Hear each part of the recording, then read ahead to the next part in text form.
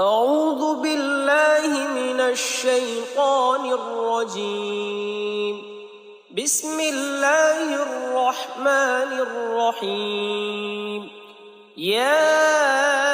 أيها المزمل قم الليل إلا قليلا نصفه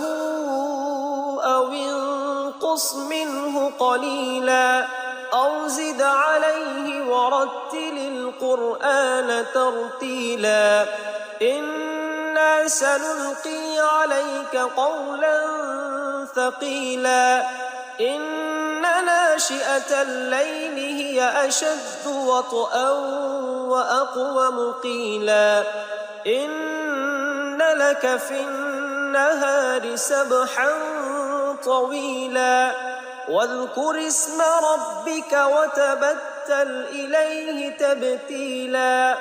رب المشرق والمغرب لا إله إلا هو فاتخذه وكيلا واصبر على ما يقولون واهجرهم هجرا جميلا وذرني والمكذبين أولي النعمة ومهلهم قليلا إن لدينا أنكالا وجحيما وطعاما ذا غصة وعذابا أليما يوم ترجف الأرض والجبال وكانت الجبال كثيبا مهيلا إنا أرسلنا إليكم رسولا شاهدا عليكم كما أرسلنا إلى فرعون رسولا فعصى فرعون الرسول فأخذناه أخذا وبيلا فكيف تتقون إن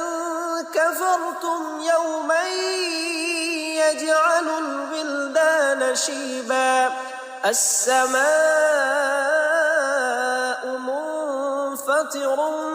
به كان وعده مفعولا إن هذه تذكرة فمن شاء اتخذ إلى ربه سبيلا إن ربك يعلم أنك تقوم أدنى من ثلثي الليل ونصفه وثلثه وطائفة من الذين معك والله يقدر الليل والنهار علم أن لن تحصوه فتاب عليكم فاقرؤوا ما تيسر من القرآن علم أن سيكون منكم مرضى وآخرون يضربون في الأرض يبتغون من فضل الله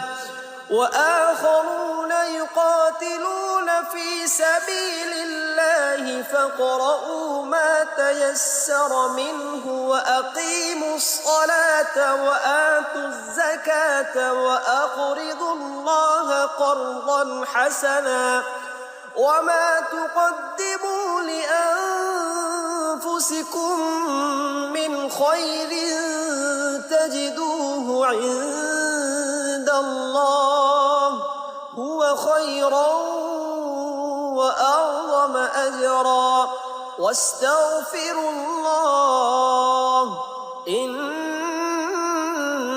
الله غفور رحيم.